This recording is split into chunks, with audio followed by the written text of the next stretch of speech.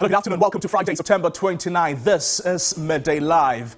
My name is Noble Crosbyan, and in the bulletin this afternoon, patients undergoing dialysis treatment continue to call for help as the cost increases.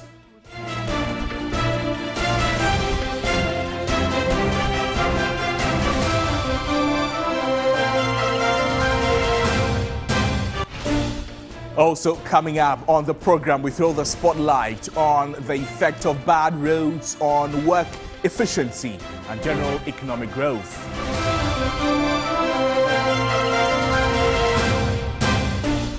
Plus some international news this afternoon as Russian President Vladimir Putin holds talk with Eastern Libya military leader Khalifa Haftar in Moscow.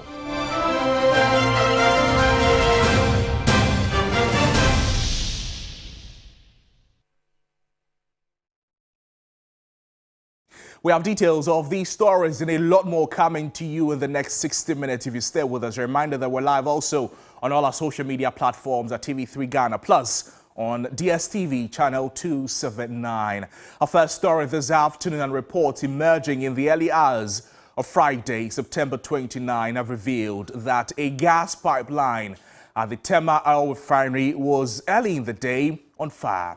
While the cause of the fire is yet to be ascertained, we understand that firefighters have been at the scene to deal with the situation. We also understand that no casualties have been recorded. Let's get in touch with the National Fire Service for some more updates on this and speak with Alex Kinati, who is the Public Relations Officer of the Ghana National Fire Service. Alex, good afternoon to you. Thank you for joining us on the program. What is the situation now there? Has the fire been put out? Hi, good afternoon to your listeners and your viewers. Well, around 7:53 a.m., our team at Tema received a call about a fire. So quickly they proceeded to the scene and arrived at 8:02 a.m. Upon arrival, they realized that there was a gas pipe that belonged to Quantum Gas that supplied gas through the pipes to Tema Oil Refinery. So as of now, the suspected cause of the fire is built-up pressure within the gas pipeline, and we are trying our best to ascertain the actual cause. But for now, this is the preliminary findings that our men have come up with. Is there any way we can estimate the damage caused by this fire? Well, there's been some damages to the gas pipeline. In terms of figures, we wouldn't be able to, we are still putting it together, so we are not able to give an actual figure right now. But then there's been some damages to the pipe, and we've two of our appliances are on standby at the moment to ensure that there's no further escalation or there's no reignition of the fire at the site. So at the moment, what precautionary measures are being put in place by the fire service, particularly for this incident and where it happened? Well, for now, what we're doing is, as I said, we've put two fire tenders on standby to avert any reignition of the fire. Also, what we've done is that when we started fighting the fire, we had to halt the production of the GTP and other plants close by to the area from operation, because some of the operations might involve smoke and fire, which might lead to the fire reigniting or getting out of hand. So as of now, because we've been able to put the situation under control, we've asked the factories close by, including GTP, to resume production as usual. And we've asked people to desist from trooping into the site as usual of Ghanaians during emergencies like this. Alex, thank you so much for joining us on the program. Alex Netta is the PR of the Ghana National Fire Service there. Now, the fire service, we understand, has been able to put out a fire that occurred in the early hours of Friday, September 29, after a gas pipeline at the Tema Oil Refinery was early in the day on fire. While the cause of the fire is yet to be ascertained, firefighters have been able to deal with the situation. No casualties were reported.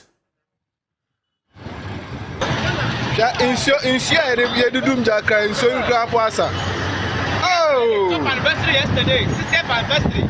Oh, fire service. I know. Go for. Moody anniversary way Hoashi.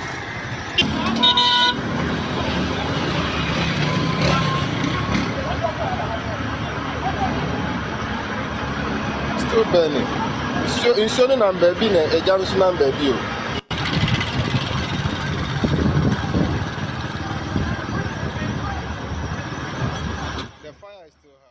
We'll be keeping an eye on this development to bring you details in our subsequent bulletins. But away from that to some other subjects this afternoon, and the chief executive of the Korle Bu Teaching Hospital, Dr. Poku Uwari-Amponsah, says the hospital will offset the illegal dialysis fees of 765.42 cedis, which was previously charged by the hospital. According to him, the upward adjustment in the dialysis costs at the renal unit was premature. At the institution level, the unit that is providing the service would come up with a proposal for a price adjustment based on their input costs. That proposal was then forwarded to Parliament through the Ministry of Health and Ministry of Finance for approval. And it's only when this has been approved that the institution can then apply those charges. But in this case, what happened was that the proposal was on its way to Central Management, but had not even got to Central Management when there was a jumping of the gun and somebody put up a notice prematurely. And so when this was noticed, a directive was issued from the Director of Medical Affairs to the department to ask them to suspend and revert to the old price regime till the new one is approved. Now, unfortunately, it was captured and then put on social media. It went viral. So the impression is that we had approved that increase and we were now backtracking, but that is not the fact. We have over 400 patients on our list, and I can tell you that just around about 5 people had paid at the time we issued the directive for this thing to be reversed. This is an institution, and there's a unit. The unit has got a certain improvement. Then the people, because they were the ones who worked on the proposal and submitted it, somebody was under the impression that this has been accepted. And this, which is erroneous, and that has been corrected. And as soon as the notice was, because if you look at the volume of patients that come there every day, and if there's 5 people are paid, that should tell you that this was picked up very early and it was stopped. These are chronic dialysis patients. They come to the unit regularly, week on week. So it is just a question of offsetting what they paid in the next session. So this is so for us, it is a simple, in terms of there's no need to, because these are patients who are using the units regularly. So that is not a problem at all. Well, still on the Korle Bu dialysis fees, that has caught the entire nation's attention. Let's speak with Bright Emisa Nyako, who is the national chairman of the Coalition of NGOs in Health. Bright, thank you for joining us on the program. Good afternoon to you. You've heard this development. You've been following it since it began. The notice that the hospital is now saying was put out prematurely, and the hospital reverting to their old fees, awaiting parliamentary approval for some new fees. From where you sit, what do you make of all of the dynamics and the back and forth between the hospital and renal patients?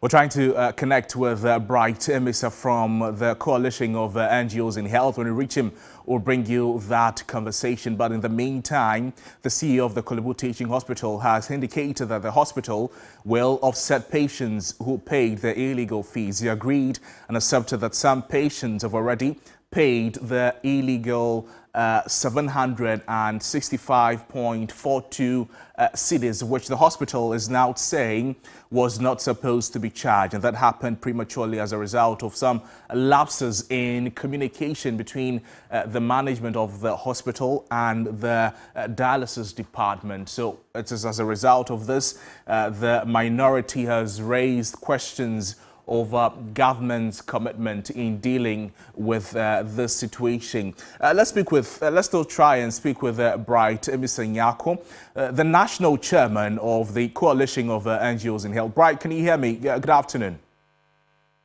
Yes, I can hear you. Sorry, I was on mute. So good afternoon to you and then your charity viewers and listeners. Right. I'm asking. The coalition is grateful to that community this afternoon. Right. I'm asking of your reaction to the current development concerning the Korle Bu Teaching Hospital and the hitherto illegal fees of dialysis that the hospital was charging, that the hospital intends to offset patients now. Yes, the situation is a very worrying one to the entire public, not the kidney. You agree with me that when it comes to issues of our organ as individuals or people in the country and elsewhere in the world, it is one of the essential things to make one stay on this earth. And if we are talking about issues concerning the kidney, it is one that requires very urgent attention. For that matter, if people are on dialysis and we are not giving them the needed attention in terms of its practice, of course, we are doing a. To us, we are very, very much worried, and we are happy that at least the Korle Bu Teaching Hospital itself and the ministry are in some form of dialogue to come out with a very good solution to this. Besides that, we have to see as a country to note that dialysis in itself is one of the very, very essential commodities that we require as patients in our facilities. And for that matter, government should make room and necessary policies or strategies to adopt or absorb it onto the National Health Insurance. And I believe that will do us a lot of good. We should look at how we can get that funded and then and we all contribute to it, other than the situation it is today. Right. We'll establish a better connection with you and have a more detailed conversation on the happenings concerning the Korle Bu Teaching Hospital from your perspective as of the coalition of NGOs in health. But let's do some other subjects this afternoon. As a 60-year-old woman, Musa Azaratu Pune, has been murdered by two brothers at Jagna in the West Mamprusi municipality of the Northeast region over witchcraft accusation. According to a daughter of the deceased, the assailant stormed the house and accused her mother of bewitching their father and began to fire several shots at her, killing her in the process. Meanwhile, police in the area have launched a manhunt for the two siblings who were tagged and killed the 60-year-old woman over witchcraft accusation. Parliament passed a bill to protect people accused of witchcraft, making it a crime to abuse them or send them away from communities. Let's speak with Professor John Azumah, the Executive Director of the Sane Institute. He's joining us to offer some more perspectives on the development. Professor Azumah, thank you so much for joining us on the program. Now, your outfit has been working hard in this area, ensuring that some of these practices come to an end. You're seeing this news. How do you receive it? How does it come to you? And to your viewers. Yeah, this is such a tragic incident. Unfortunately, it's not surprising. And this is so distressing. It's the second time in about 2-3 weeks that something has happened in the same region, Northeast region, that is an elderly woman has been killed on suspicion of witchcraft. And this particular incident is not even that the woman was accused of bewitching someone. She was suspected of going to bewitch someone. So you can imagine that this is just mere suspicion that she was about to be father, and these siblings thought they had a right to take this woman's life. That is how dangerous this superstition is. And that's why we saw her to get the chance. And so this is heartbreaking for some of us. Prof, the bill has been passed by Parliament and yet to be assented to by the President. As an interested party, tell us, where is the bill now? Yeah, and that is what is so disturbing, that this bill was passed on the 27th of July unanimously as a bipartisan bill. It was passed on the floor of the parliament. Under normal circumstances, this bill should have been sent to the president's desk for his assent within 14 days, within 2 weeks of passage. As I speak to you now, the bill is still sitting in Parliament. The bill is sitting there, and we are so worried and anxious to know why there were other bills that were passed, and those bills were forwarded for the president to sign, like the death penalty bill. Why is there a delay in this bill when women are being killed on a daily basis? So we would want to know from the parliament, from the office of the speaker in particular, and from the clerk of parliament, what is happening to the bill, that the bill has not yet been sent to the president for assent. That is our question also that we want answers to. But as we wait for the bill to be assented to by the president, unfortunately, what can we do or what can be done going forward? As it looks like this trend does not seem to be stopping anytime soon. It is not, unfortunately, and nobody is deceiving themselves that even after the president signs this bill into law, it is going to stop these gruesome murders. However, when and if the bill is signed into law, it will be a powerful statement that Ghana as a nation will be making to the rest of the world, that Ghana as a country, as a nation, is against these gruesome, barbaric acts. It will be a powerful statement to the citizenry that the government, the laws of this land will not tolerate it. And so what I am saying is that we need to get civil society organizations, we need media houses like yours, who have been part of this campaign for all these years, to keep the pressure. Please let us not relent. Let's keep the pressure, let's follow up, let's get this bill passed, signed by the president. We have picked up some signals that there are attempts to frustrate the bill. There are some lobby groups that are wanting to stop the bill from getting to the president for assent. And we hope that we will get people to rise up and to demand that this bill should be forwarded to the president for his signature. Prof, you say that you're picking signals that some groups want to frustrate this bill. What do you mean by that, and what do they seek to achieve by doing that? Yes, unfortunately, I am speaking as an ordained minister, an ordained pastor myself, but we have heard that there's a group of pastors who are into deliverance ministry. And they have banded themselves into a group, and they have made it apparently their mission to see to whatever they can do to stop the bill from going through, because they think the bill is going to be a disservice to their ministry, which they use to kind of sell fear of witchcraft and witches and demonizing vulnerable people and humiliating them. And it is an industry for some people, and they feel like their economic interest is at stake here, and they want to fight it.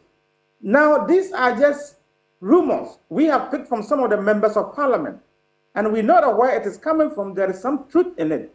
We've also heard that the leader of the government business in parliament says that he wants to propose some changes to the bill, which was already passed on the floor of parliament. And so these things are holding up the bill. This is what we are hearing. But we want to tell Parliament to process this bill, to send this bill forward for the president to sign it into law, and those who want to seek amendments can do that subsequently. Professor Zuma, thank you so much for your time with us on the program. Professor Zuma spoke with us. There are some interesting revelations. We'll be following up and bringing you details in our subsequent bulletins. But away from that, a coalition of civil society organizations, they are demanding the resignation of the two EC commissioners who they describe as being partisan. The CEOs include the Center for Democratic Development Ghana, the Institute for Democratic Governance, among others. The appointment of Dr. Peter Piahene and Hajia Salima Tijani raised eyebrows due to the alleged partisan affiliations. Dr. Kojo Pumpuni Asante of CDD Ghana explained the concerns of the CSOs.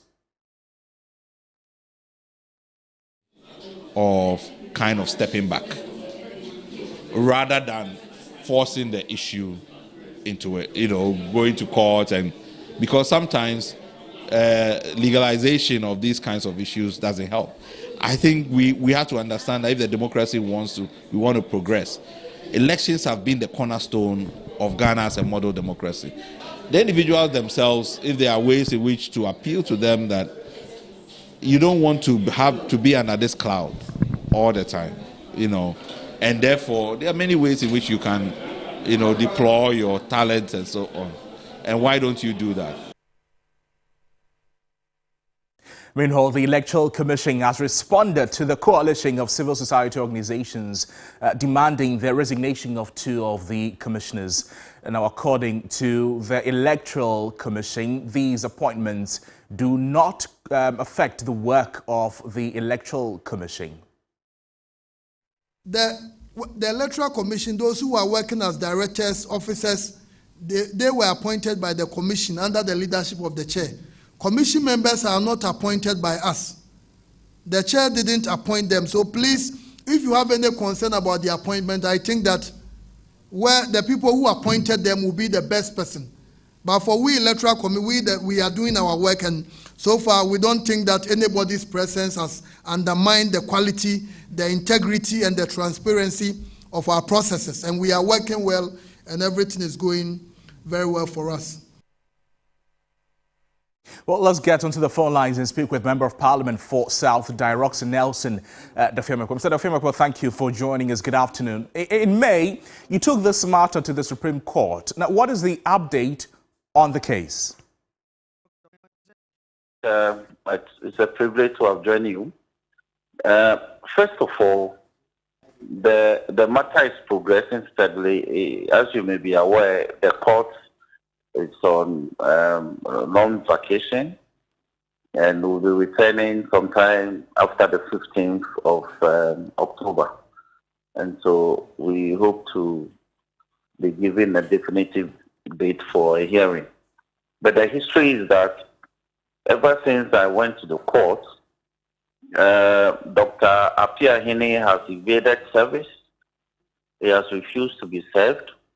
Indeed, the Electoral Commission tells us that Dr. Piahene, ever since he had been sworn into office by the president, has never stepped into the EC's headquarters to take up his post.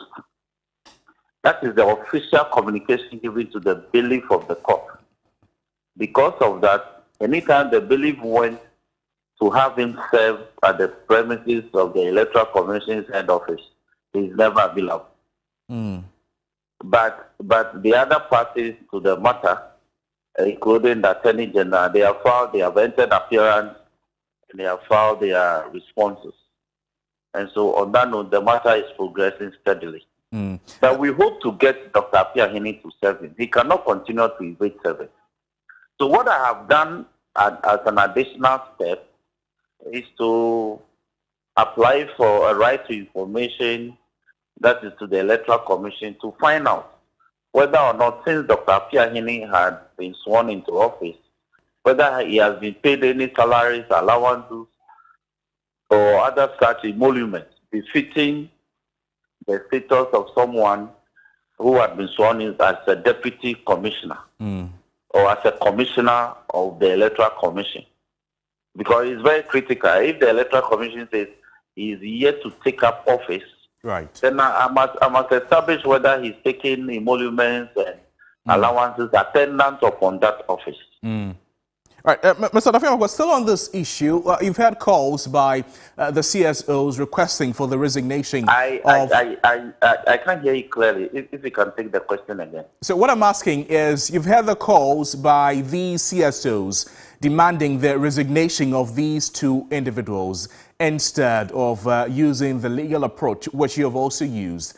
What do you make of the approach and the posture of the Electoral Commission responding to these CSOs?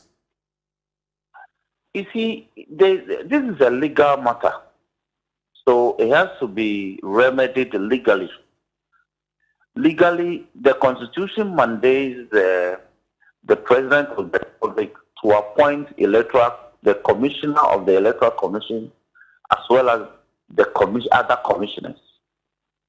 Now, the spirit and letter of the Constitution mandates the President not to appoint party people or not to appoint partisan people, openly partisan. That is the legality of the matter.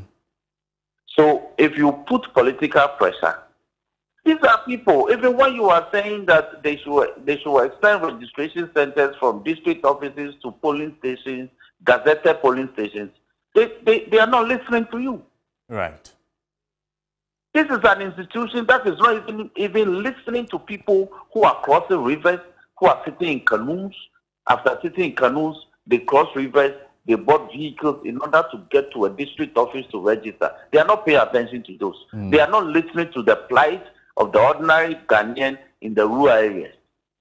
They are not listening to. So if you ask them whether or not a politically partisan, a politically exposed person's appointment onto the commission is affecting their work, what do you think they'll come and tell you? Right. They'll come and deny.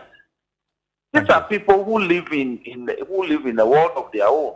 You heard Dr. Bosman Asari say yesterday that the guarantor system has outlived its usefulness. When in the present registration system, the guarantor system is accounting for 70% of all registrants. So these are people thank you who so apply much. reverse logic. Roxy Nelson Dafiama, President, Member of Parliament for South, died there. Away from that, government is considering moves for ADB to take over the National Investment Bank. The move is to help restructure the NIB, the National Investment Bank, which has been going through some challenges over the past years. The decision for the takeover has been influenced by government's resolve that it can no longer continue to advance financial support to the NIB. Now, the minority in Parliament have kicked against handing over the NIB to ADB over liquidity challenges. It insists that collapsing or merging NIB and ADB will cause significant job losses. A banking consultant, Dr. Richmond Etuahene, has condemned the proposed merger of the National Investment Bank and the Agricultural Development Bank.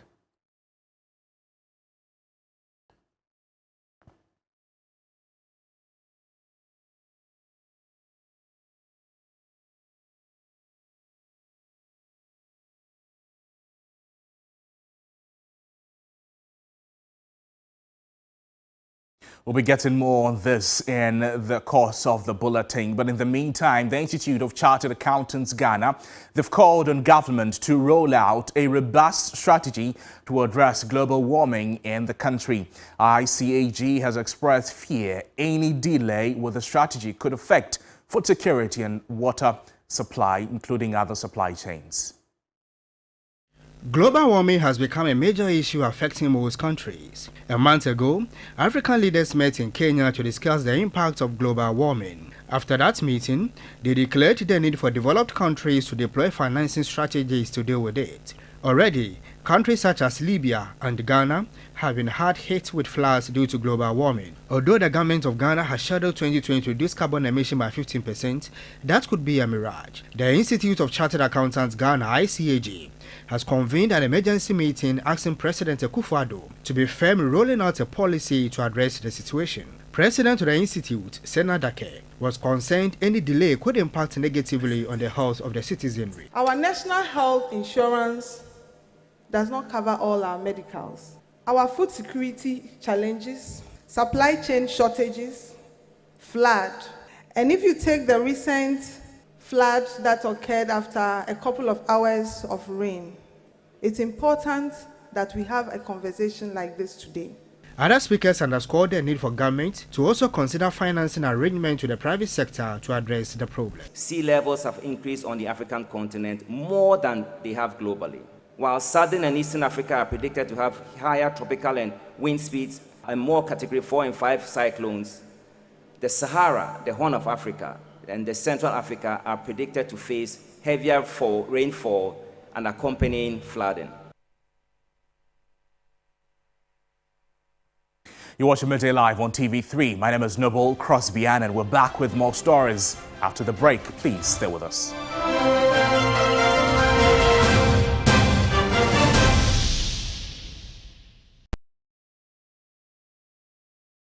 Ladies and gentlemen, we're going to demonstrate to you the superior properties of Flamingo paint.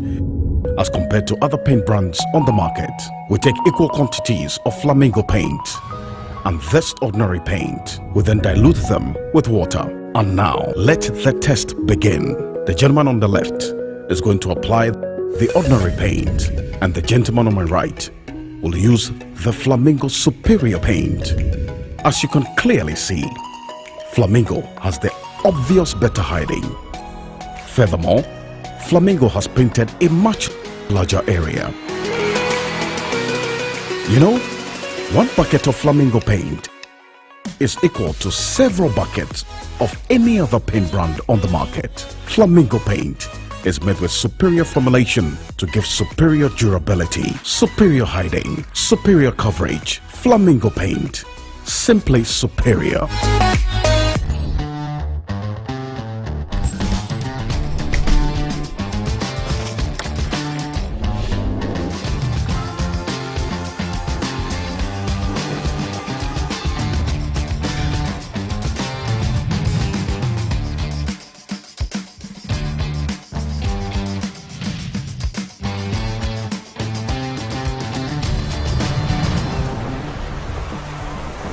Everybody knows Acrobato. And if you know Acrobato, it means you know M-Punch Homeopathic Clinic. M-Punch Homeopathic Clinic is my pillar. Let's hear what others are saying about M-Punch Homeopathic Clinic. Who will be careful M-Punch one? Chesena me ankasa me period no say problems wom ntina ma wo ho idea ma me papa chesena nya asem ketewa na mkwan point no mo hwe me modem no mo hwe bibia na so mo meduro me fire no ene ma won kra me enu kofro kwa na mkwan mu a eba and everything yourself me ma me no adwodwo eda ho a wontumi nante ene ne ko end point o mama nuru a ene ne ho idea watimi asori anante. That's end point for you of Acrobato. Hello hey ohwehwe what che okay a free bra wo di end point what dance am me call you no me Johnson say my name koye and person my emre nyina and na magina sebema na me no be fear for there the one dey nyina jaresa. You heard everything. I have secret. M-Punch is my secret. M-Punch Homeopathic Clinic. I'm free. Immediately, I have me Jine. I have Franco Trading Enterprise at Dabraka branch. About phones near accessories. Any year make it come on Yinadia. What him say? Franco Trading Enterprise, number 1. Your television set from 24 inches to 65 inches. Air condition from 1.5 horsepower to 2.5 horsepower. Your CCTV cameras, Bluetooth speakers, your phone covers, protectors, pen drive, hard drive, iPhone, Samsung, Infinix, Huawei. It's a full beer open we are some fanebia. Pura Franco Trading Enterprise. Franco Trading Enterprise. Phones papa, television papa, air conditions papa, accessories papa nina. Mac Brown's Kitchen. Mac Brown's Kitchen. I'm ready to send me to Mac Brown's Kitchen. Brown. New season, new stations. Hey, Mac Brown's Kitchen. Na me want TV so ache. Ani o mu hu ya ache. Ba de nyamia ye ni. Enche kra no. Ba TV3. Me de bia. Ani 5 to 6 p.m. Na na ye be hwa mo wate. Me ni kunu ni me ma ye be show sesako. Ghana fodo. Nana, Mambra's Kitchen TV 1 ye nana. There be o mi nia. Ye yi wo nua TV so. Me nana. Ye yi wo TV3 wie ya. Na wo hwe wo nua TV so. Now on your TV time, Ben. I am no see a coffin, no so pepe. You know, my bush are 40, I bet show where I never that say.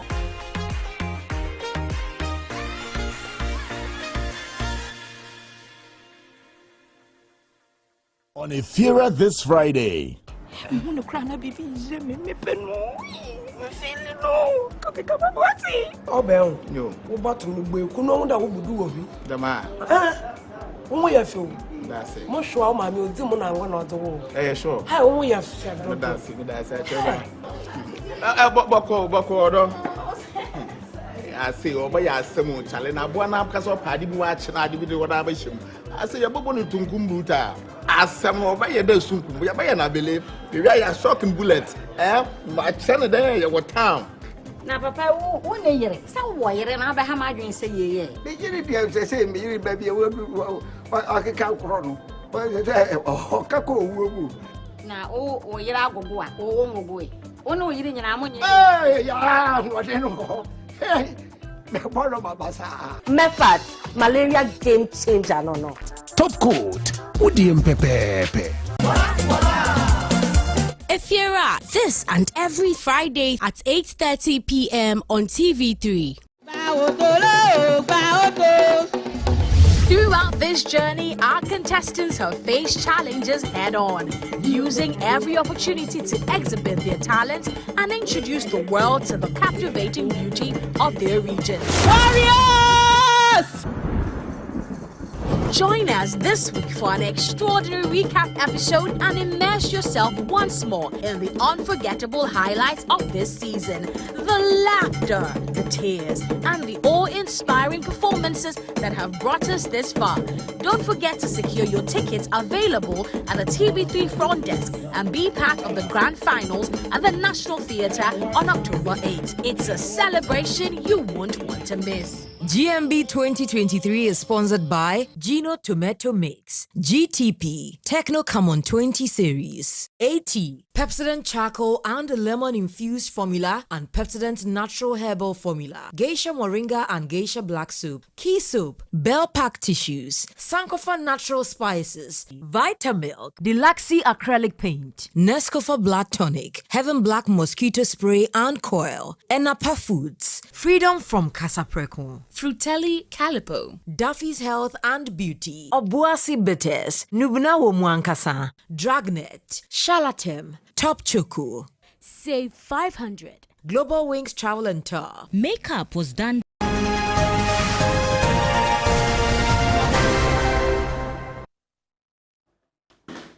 Welcome back to the broadcast. Let's get some business news from Manuel Fumenu. Over to you. Thank you, Cosby. Welcome to the business segment with me, Menu Afu. In our very special Friday feature today, the bad condition of the Accra Tema motorway has had a significant negative impact on both commuters and the economy. Long hours in traffic, accidents and streets have heavily impacted work productivity. In this special feature, 3 Businesses Shadrach Isuifi takes a closer look at the economic impact of the long traveling hours on the motorway. The Accra Tema motorway is one of the busiest roads in Ghana, connecting the capital city of Accra to the port city of Tema. The motorway is in a state of despair, with potholes, uneven surfaces, and no markings. This has had a significant negative impact on both commuters and the economy.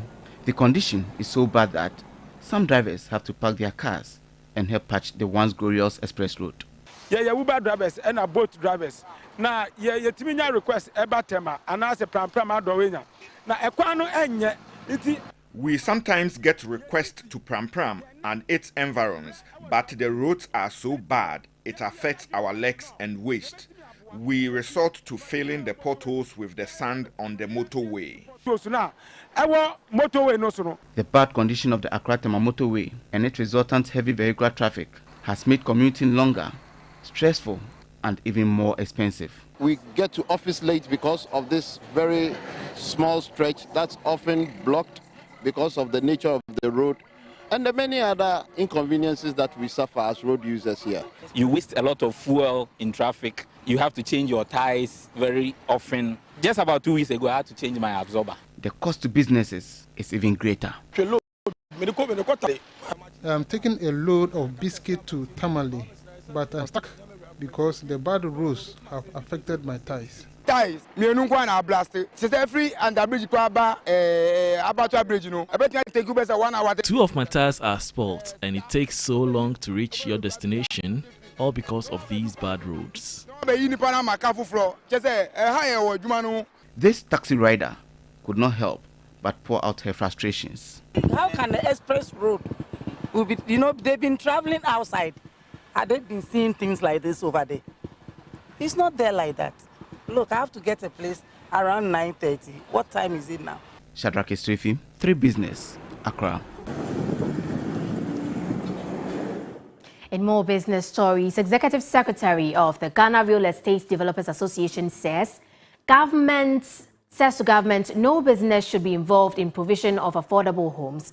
According to Sami Amegaibo, governments should provide favorable conditions for developers instead of competing with them. He spoke on the sidelines of the launch of the Lakeside Estates Lakeside Hills project. Private entities like Lakeside and the rest are doing their best. In spite of all the difficulties and challenges, are still contributing to the housing stock, and they need to be praised and commended. Why is it that we have local developers who are doing so well, but you will hardly hear that government has approached any of these developers, has sat down with them and said, look, if you are delivering a house at 50,000 Ghana, 100,000 Ghana, 120,000 Ghana, and I support you with this and that, will you be able to reduce a house to so much? You don't hear any of that. You hear government becoming a competitor, also trying to deliver houses as if we are in competition. Government is doing affordable housing there, and then Lakeside or other greater members are developing houses there, and then both of them are selling on the market. What kind of competition is this? Government's role in affordable housing must be facilitation. Away from that, CEO of Eureka Energy Solutions, Dr. Yusuf Sulemana, has blamed the decline in Ghana's oil imports between August 2022 and August 2023 on slowed economic activities caused by high inflation. The Bank of Ghana's summary of economic and financial reports indicated that the country's oil imports decreased by 18% between August 2022 and August 2023. High inflation has a cascading impact on every commodity that we consume, and petroleum products, they are not exception. And so if you should have that quantum within the period of 2022 to 2023, it's probably due to the fact that it's slowed down in economic activities in a way that has impacted on demand. And that's not a good thing. And so I think to reverse this trend, we just have to work on the inflationary pressures. If we can work to bring the inflation down drastically, definitely consumption will ramp up again. We don't have refinery running. New refinery that is on the horizon is not started. So where will be the decrease? Where will be that deficit that is coming from importation of petroleum product? Now also, government is considering moves for ADB to take over the National Investment Bank, NIB.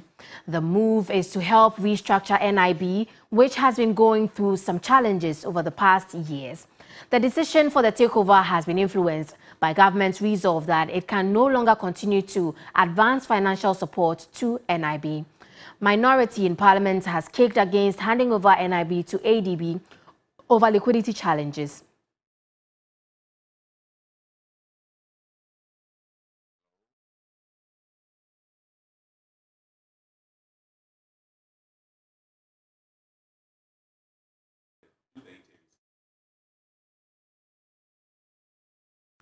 Joining us for some conversation on this is Professor Lord Mensah of the University of Ghana Business School. Good afternoon, Prof. Yeah, good afternoon, Madam, and good afternoon to our viewers. Thank you so much for joining us this afternoon. So the banks are struggling. What will this takeover of NIB by ADB be viable? You know, see, before you do a takeover, you may have to weigh. You know, in finance, we do value for money exercise. And you weigh the two banks, whether their independent value is something that would determine whether ADB should absorb, NIB. Now, let's look at ADB's position, financial situation now. You'll come to realize that ADB in itself is not in good standing. And you're asking yourself, if a bank is not in good standing and you merge it with, or you allow it to take over another bank, where would that bank be getting money from to ensure that it has taken over? And as a result of that, the merged banks, because one would definitely be weaker. And once the other one is stronger and they're merging, you should support, expect something that is, weaker. And so as a result of that, if it turns up that the two banks that are merging will be weaker, you don't go ahead with the merger. Let's take, NIB and then ADB. NIB has covered, larger part of, our financial space in terms of customer outreach, which existing banks are struggling to do. And as a result of this customer outreach, they've been able to employ. Now, I presume that what has caused NIB to this state is as a result of government intervention and government activities. Because if you look at the loan structure of NIB, you'll get to know that most of the borrowers that are holding NIB loans are those doing business with government. And so their monies are locked as a result of the economic situation. Now, NIB is not incapacitated in terms of the bottom part of their balance sheet, but rather the upper part is what they are lacking. They lack liquidity. And looking at the economic situation, if ADB should absorb NIB, government being a shareholder of ADB would definitely have to pump money into ADB for them to be stronger. Government is in economic, difficulty. Where would they be getting the money from? So I'm suggesting that don't destroy the financial architecture that we've assumed. Remember, the little that we did as far as merging UT and Capital Bank to be subsumed by ADB and all those, it was a form of destroying the financial architecture. And once you destroy the financial architecture, it has its economic repercussions. ADB exists for economic purpose. NIB exists for economic purpose. It does exist for social purpose, and it exists for financial purpose. Let's look beyond the economic benefit, which, they're using that to take decision to merge the two banks, and then look at beyond the economic and the financial benefit. Very much, Doc, for joining us. That was Professor Lord Mensah of University of Ghana Business School, who joined us via Zoom. And that will be all for the business segment on Midday Live. My name is Menu Afo. Stay with us for more news after the break.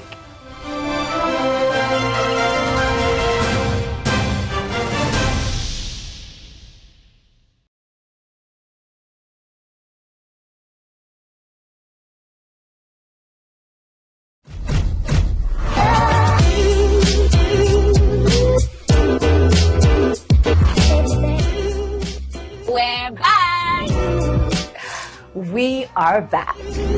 We are back. I call myself Madam Know-It-All, the one with all the facts and the stats. I am the straight talker. I'm honest and I'm frank. I say it like it is. I'm the lady, the reserved one, but I definitely know how to let my hair down.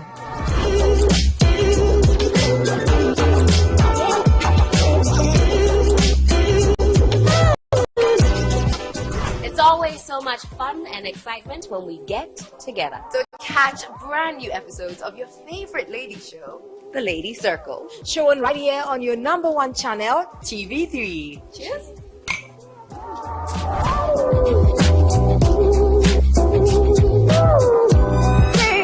The Lady Circle shows Saturdays at 6 p.m. on TV3. Brought to you by Yaz Sanitary Pad, Onga, Yumvita, MTN, Woodin, Nivea, for your shade of beautiful.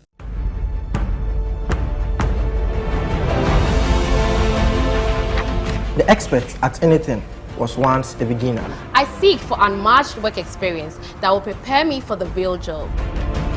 Internship can help you stand out in a competitive job market. I want to be an intern in one of Ghana's most reputable companies. In the heart of the corporate world, there is a search for the next top intern. On this journey, some aspiring interns will get to embark on an unforgettable adventure. These interns will face a series of real-world challenges and tasks. For the next top intern on the Top Intern reality show, ambition meets determination. From the tasks to the boardroom, to alliances, and to winning. Who will be the ultimate top intern? Get ready for an epic internship showdown. To be part of this reality show, aspiring participants should have at least a second-class upper and above. Register now at forms.mg.com.gh/topintern. Who sweeps the top prize of an internship at a reputable company, cash prizes, and many more. Are you the one? For the top intern we're looking for, be you? The Top Intern. Today's learners, tomorrow's leaders.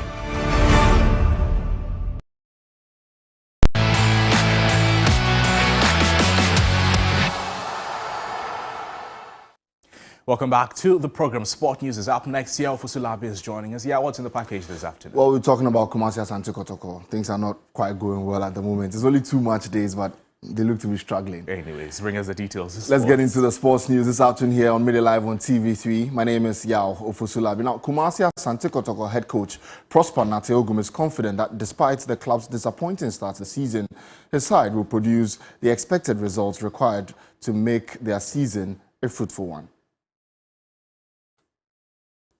It's a process. We are building a new team. We are building a team that can compete at any level. And building a team that can compete at any level, you need some patience, you need some time to be able to do that. I know the club I'm coaching is all about results. But the results will come if we do the right things from the beginning. And to me, as a technical staff and the Palace and the IMC, we are doing the right thing by trying to make sure that we build a formidable team. So they have to be patient. They should look at the positives in the game.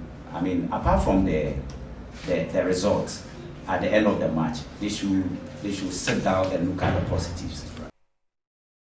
That's Prosper Nateogum there, who's Kotoko coach. Now, last weekend, Accra Hearts of Oak recorded their first win of the season as they defeated Nsoatreman Football Club by 1-0 in Accra. Now, coincidentally, they defeated Maxwell Kunedu for the first time in over 10 years. My colleague Billy Shen has the rest of the story, which was aired on GPL Express earlier this week.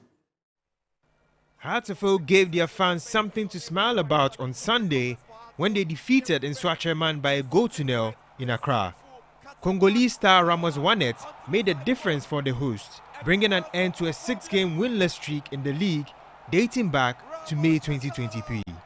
The 21-time league winners got one over head coach Maxwell Kunedu, who has been a thorn in their flesh for many years. The Nsoatreman coach since 2010 had not lost to the Accra-based outfit in any competition and was tagged the giant killer until this season. Why did he taste defeat this time? Very difficult one, of course, because we had a red card in the early minutes. That made the game extremely difficult for us. But we managed to end the first half. We brought in fresh legs to come and, augment the squad. But we couldn't equalize before the end of the game. But in general, I say it was a good game, especially for Hearts of Oak. They won, and you can't take anything away from them. They deserve to win today. Next time, we'll make sure that we remain disciplined on the pitch. The Abmanaso Boys' away form is something of great concern to the former Black Stars assistant coach. From the start of last season, the club have won just 1 game on their travels, and it is a statistic that Kunedu seeks to change. This season, we have a lot to do. I mean, especially with the away games. Yesterday is our first away match and we've lost it. So, going forward, the away matches, we make sure that at least we send a point back home. That is a mission we all need to accomplish. Nsoatreman will travel to Dreams FC on match day 3, hoping for a good result. It would be Kunedu's chance to put his recent setback behind him. That was my colleague Bill Eshen there. Now, Manchester United have made Anthony available for selection again, despite the winger still facing allegations of physical assault. Now, Anthony attended an interview with Greater Manchester Police on Thursday, where the £82 million star was questioned by detectives over 5 hours. United initially granted Anthony a leave of absence on full pay to deal with the allegations against him, which have been made by his ex-partner, Gabriela Cavayen.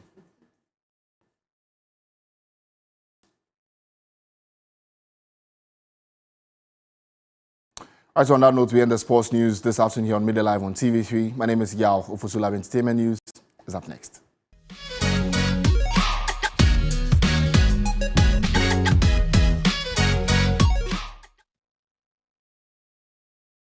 Welcome back to the program. Anita Kwekufull has some entertainment news for us. Anita, what's in the package? So, this morning we started a conversation about the government building a theatre in Kumasi. And so we have our correspondent from Kumasi on the Zoom waiting for us to have this conversation. But we have a background story to it. So let's get right into it. And my name is Anita Kwekufull. In April this year, the Deputy Minister of Tourism, Arts and Culture, Mark Okreku-Manteh, cut sword for the construction of a 1,000-seater amphitheatre in Kumasi to serve as venues for performances and other entertainment programs. The project was expected to be ready by July 2023. And following our earlier conversation on TV3 New Day on creative arts industry, TV3 wants to understand how the government has been able to fulfill its promises, especially building a theatre in Kumasi. So we have our Northern Region Bureau Chief, William Evans Inkum, who is currently in Kumasi, joining us on the Zoom line. William, good afternoon. Good afternoon, Anita. All right. So in the morning, we're looking for the site of the theatre. And have we finally found it? We have. So this is just behind the administration block of the Center for National Culture, not within.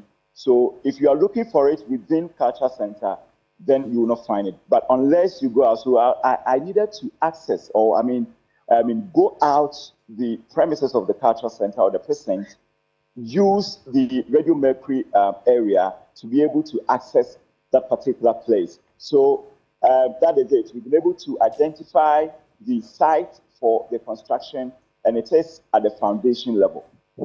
Okay, but also, can you tell us the work rate? How fast is it going? Because in the morning, Socrates made mention of the fact that it is, still under work, and there's still some production going on the site, and even showed us pictures and videos. But can you tell us firsthand what the work rate is like?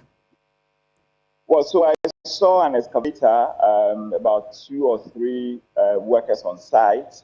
The excavator actually moving.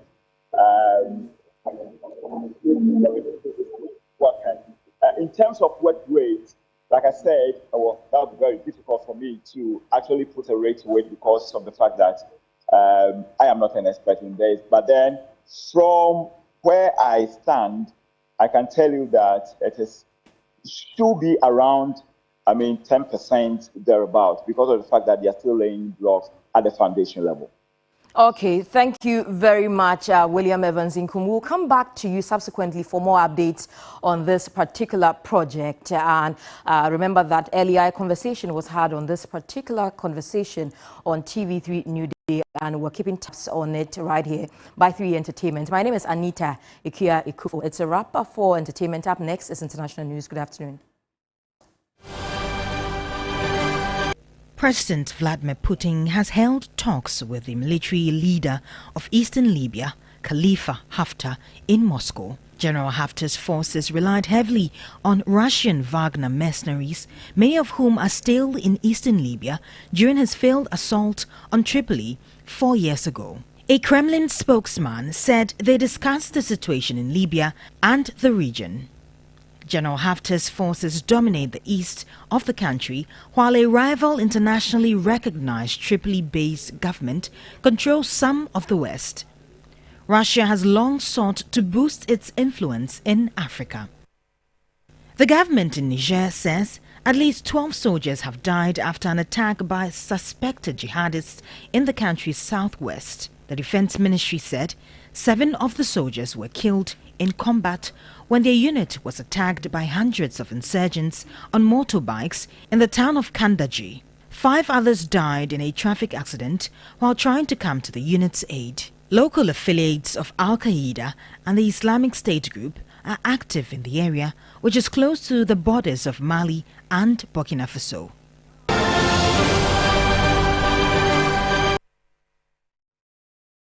Well, that's our package for you this afternoon on Midday Live. But there's always more news on our website, 3news.com. Please do well to log on. My name is Noble Crosby-Annan. On behalf of the TAP production team, thank you so much for watching the bulletin. It's the weekend. Enjoy it. Good afternoon. Bye-bye.